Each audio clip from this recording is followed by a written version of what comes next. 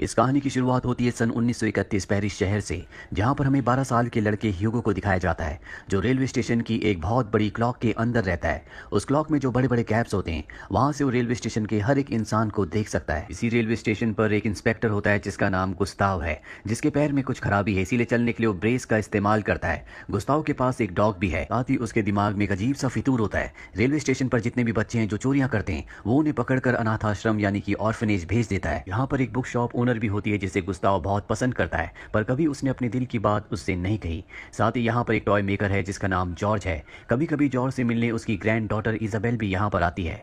Station के ऊपर जो बहुत बड़ी क्लॉक है, वहां से ह्यूगो सब कुछ देखता रहता है, पर वो ध्यान रखता है कि वो गुस्ताव से बच कर रहे, क्योंकि वो ऑर्फनेज नहीं जाना चाहता। अब यहाँ पर जो टॉय मेकर होते हैं जिनका नाम जॉर्ज है, कुछ दिनों से उनकी शॉप में चोरियां हो रही होती है, इसीलिए वो परेशान होते हैं। इसी परेशानी में वो अपने चाबी वाले रैट को अपने काउंटर के ऊपर चला रहे होते हैं, और ऐसा करते करते उन्हें नींद आ जाती है। ह्यूगो ऊपर से सब कुछ देख रहा होता है, उसे वो रैट बहुत पसंद आता है, इसीलिए वो मौके का फायदा उठाकर रैट को चुराना चाहता है। लेकिन ये मिस्टर जॉर्ज की एक चाल होती है। वो ह्यूगो का हाथ पकड़ लेते हैं और कहते हैं कि आज तक तुमने जितनी भी चीजें मेरी दुकान से, शॉप से चुराई हैं, वो सब की सब वापस दो। ह्यूगो की जेब में जितनी भी चीजें होती हैं, वो सब की सब वापस रख देता है। ये सब के सब क्लॉक के पार्ट्स होते हैं। साथ ही उसके पास एक नोटबुक भी होती है, और जब मिस्टर जॉर्ज उस नोटबुक को देखते हैं तो उसमें क्लॉक के बहुत सारे पार्ट्स बने होते हैं, जिन्हें देखकर वो इंप्रेस हो जाते हैं। साथ ही इसमें एक स्केच भी होता है जो कि ऑटोमेटन का होता है। ऑटोमेटन इंसान के द्वारा बनाई गई एक रोबोटिक मशीन होती है। मिस्टर जॉर्ज ह्यूगो से पूछते हैं कि तुमने इस नोटबुक को कहां से चुराया है। ह्यूगो कहता है कि मैंने इसे चुराया नहीं है, बल्कि अपने पिता के साथ बनाया था। मिस्टर जॉर्ज कहते हैं कि तुम एक चोर हो। ह्यूगो उनसे अपनी नोटबुक छीनने की कोशिश करता है, लेकिन तभी इंस्पेक्टर उसे देख लेता है, और अब इंस्पेक्टर गुस्ताव अपने डॉग के साथ उसका पीछा करना शुरू कर देता है। ह्यूगो भागकर प्लेटफॉर्म की सीलिंग पर चढ़ जाता है, और गुस्ताव के पैर के जो ब्रेस होते हैं वो ट्रेन के दरवाजे के साथ अटक जाते हैं, इसीलिए गुस्ताव वहीं पर गिर जाता है। ह्यूगो वापस क्लॉक में आ चुका है, जहां पर वो क्लॉक को चाबी देता है, जिससे क्लॉक लगातार चलती रहती है, और एक बार फिर से क्लॉक के बीच में जो होल्स होते हैं, जो गैप है, उससे वो पूरे स्टेशन को देखना शुरू कर देता है। अब रात होने के बाद मिस्टर जॉर्ज जब अपने स्टोर को बंद करके घर जा रहे होते हैं तो ह्यूगो उनका पीछा करना शुरू कर देता है। मिस्टर जॉर्ज उसे कहते हैं कि मैं तुम्हारी नोटबुक को जला दूंगा, और अपने घर के अंदर चले जाते हैं। वहीं ह्यूगो विंडो पर देखता है जहां पर एक लड़की होती है जिसका नाम इजाबेल है। वो इजाबेल को नीचे बुलाता है और उसे बताता है कि मिस्टर जॉर्ज ने मेरी नोटबुक ले ली है, वो मेरे लिए बहुत इंपॉर्टेंट है। वो इजाबेल को सारी कहानी बता देता है। इजाबेल कहती है कि मुझे एडवेंचर बहुत पसंद है, मैं तुम्हारा साथ दूंगी और कोशिश करूंगी कि मिस्टर जॉर्ज को, जो कि मेरे गॉडफादर है, उस नोटबुक को जलाने ना दो। दरअसल मिस्टर जॉर्ज ने उसे अडॉप्ट किया होता है, इसीलिए वो उसके गॉडफादर है। और अब ह्यूगो वापस आ जाता है जहां पर वो ऑटोमेटन के सामने बैठा होता है। ये वही ऑटोमेटन है जिसके नोटबुक में स्केचेस हैं। ह्यूगो की आंख में आंसू है क्योंकि उसने नोटबुक को खो दिया। उसे वो पल आता है जब उसके पिता, जो कि एक क्लॉक मेकर थे, जो म्यूजियम में काम करते थे, म्यूजियम से इस ऑटोमेटन को घर पर लाए थे। दरअसल इन्हें म्यूजियम में ये ऑटोमेटन मिला था। ह्यूगो के पिता किसी भी कीमत पर इस ऑटोमेटन को दोबारा से एक्टिव करना चाहते थे, लेकिन सारा काम करने के बाद भी वो ऐसा नहीं कर पाए, क्योंकि ऑटोमेटन की एक हार्ट की थी जो उनके पास नहीं थी, और उस हार्ट की के बिना ऐसा नहीं हो सकता था। ह्यूगो को क्लॉक के और ऑटोमेटन के बारे में जितना भी पता है, उसने सब अपने पिता से सीखा है। एक दिन उसके पिता की फायर में मृत्यु हो जाती है। ह्यूगो की मॉम की पहले मृत्यु हो चुकी थी, जिसके बाद वो अनाथ हो गया। वो अपने अंकल क्लाउड के पास आ गया, जो कि इसी क्लॉक में काम किया करते थे जिस क्लॉक में अब ह्यूगो रहता है। यहाँ पर एक क्लॉक रूम भी है जहाँ पर ह्यूगो के अंकल रहा करते थे, इसीलिए ह्यूगो को अपने साथ वो इस क्लॉक रूम में ले आए। ह्यूगो अपने ऑटोमेटन को भी यहाँ पर ले आया था। ह्यूगो के अंकल ने कभी उसे स्कूल नहीं भेजा, क्योंकि वो चाहते थे कि वो उनके बदले काम करे, और एक दिन अचानक से वो गायब हो गए, और तब से लेकर अब तक ह्यूगो अपने अंकल के बदले इस क्लॉक को चला रहा है। इस बारे में किसी को नहीं पता कि 12 साल का ये बच्चा इस क्लॉक के अंदर रहता है। सबको ये लगता है कि ह्यूगो के अंकल इस क्लॉक को चलाते हैं। ह्यूगो खाने के लिए स्टेशन से चीजें चुराता है, और साथ ही इस बात का ध्यान रखता है कि उसे इंस्पेक्टर गुस्ताव से बचकर रहना है। अगले दिन ह्यूगो मिस्टर जॉर्ज के पास जाता और अपनी नोटबुक मांगता है। वो उसे एक हैंकरचीफ देते हैं जिसके अंदर राख होती है, और कहते हैं कि मैंने तुम्हारी नोटबुक जला दी। ह्यूगो को ये जानकर बहुत दुख होता है, और वो रोते हुए वहां से भागने लगता है। तभी उसकी मुलाकात इजाबेल से होती है। इजाबेल कहती है कि मैंने सब कुछ देख लिया, मिस्टर जॉर्ज ने तुम्हारी नोटबुक नहीं जलाई, वो झूठ बोल रहे हैं। ह्यूगो को जानकर खुशी होती है। वो एक बार फिर से मिस्टर जॉर्ज के पास जाता और अपनी नोटबुक मांगता है। मिस्टर जॉर्ज कहते हैं कि मैं तुम्हारी नोटबुक दे दूंगा, पर सबसे पहले तुम्हें एक टॉय को ठीक करना होगा। ह्यूगो उस टॉय को पहले से बेहतर बनाकर ठीक करके उन्हें दे देता है, जो देखकर मिस्टर जॉर्ज उससे इंप्रेस हो जाते हैं और कहते हैं कि अगर तुम मेरे लिए काम करोगे, मुझे तुम्हारा काम अच्छा लगा,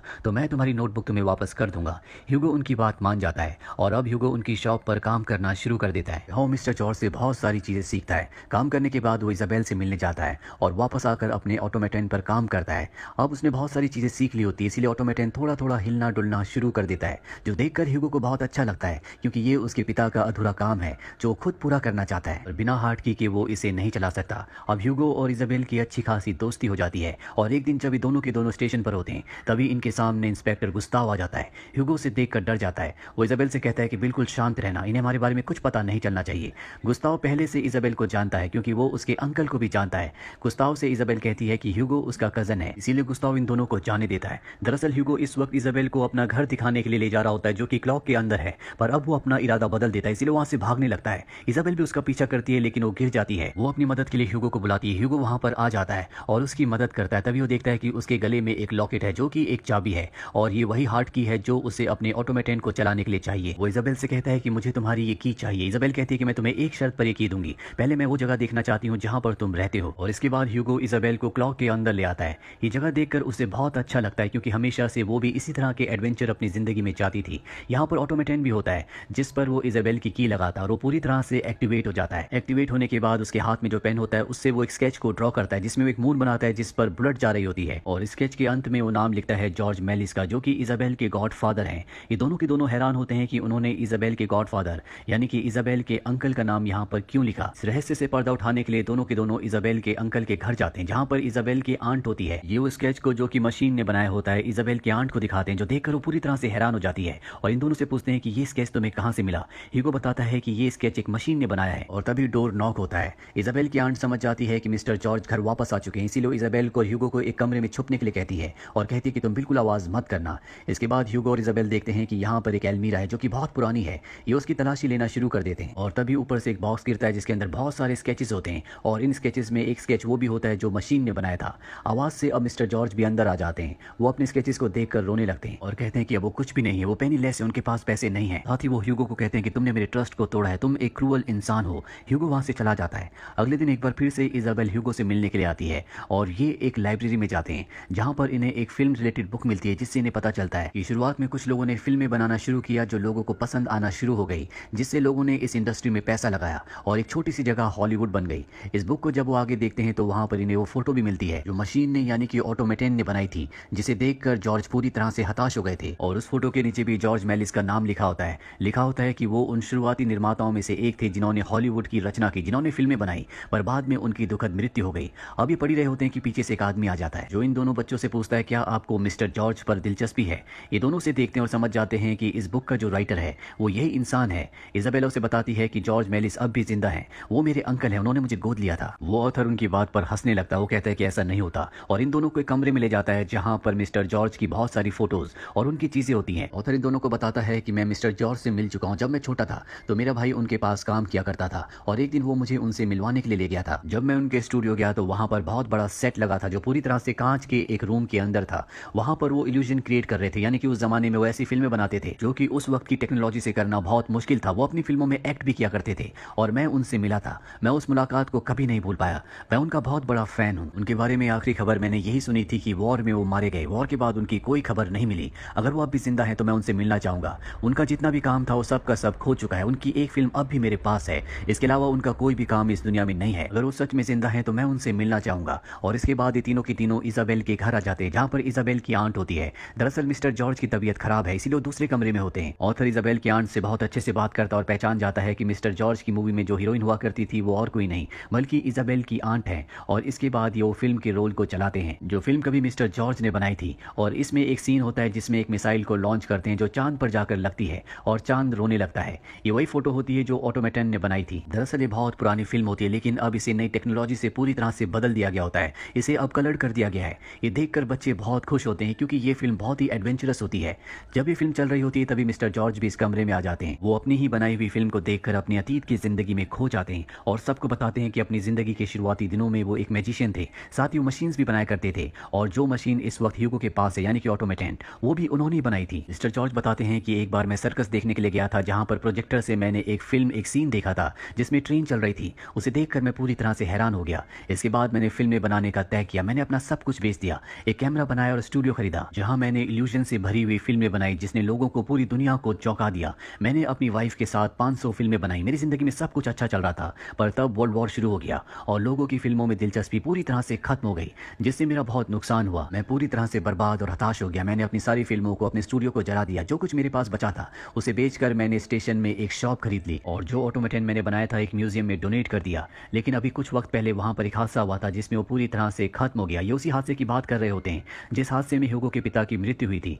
जॉर्ज कहते हैं कि हैप्पी एंडिंग सिर्फ मूवीज में होती है, असली जिंदगी में नहीं। ह्यूगो उन्हें गलत साबित करने के लिए स्टेशन की तरफ भाग पड़ता है क्योंकि वो उस ऑटोमेटन को मिस्टर जॉर्ज को दिखाने के लिए अब स्टेशन जा रहा रहा है। लेकिन जब वो स्टेशन पहुंचता है तो वहां पर जो इंस्पेक्टर गुस्ताव होते हैं वो दो लोगों को बता रहे होते हैं कि क्लॉकमैन यानी कि ह्यूगो के जो अंकल हैं उनकी मृत्यु हो चुकी है।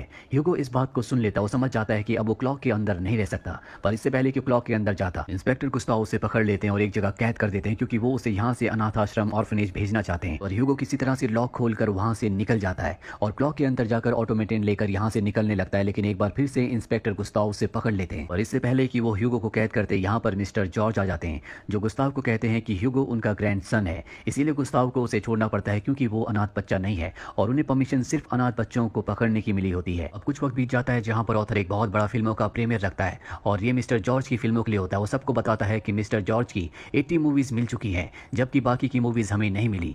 इसके बाद मिस्टर जॉर्ज आते हैं, सब उनका स्वागत करते हैं क्योंकि उन्हें पहले से सब जानते हैं और अब मिस्टर जॉर्ज की फिल्में चलाई जाती है जो कि उस वक्त के हिसाब से बहुत ज्यादा क्रिएटिव होती है। सभी को फिल्में बहुत अच्छी लगती है। फिल्में खत्म होने के बाद सब मिस्टर जॉर्ज का और उनकी वाइफ का ऑटोग्राफ लेते हैं और उन्हें और भी फिल्में बनाने के लिए ऑफर देते हैं। इससे मिस्टर जॉर्ज को बहुत खुशी होती है। ह्यूगो को भी अपना नया परिवार मिल चुका है जो कि मिस्टर जॉर्ज का है। मिस्टर जॉर्ज ने उसे अपने साथ रखने का फैसला कर लिया है। इजाबेल अब एक कहानी लिखना शुरू करती है जो कि ह्यूगो की जिंदगी के ऊपर होती है और इसी के साथ ये फिल्म, ये कहानी यहीं पर खत्म हो जाती है। उम्मीद करते हैं कि ये कहानी आपको पसंद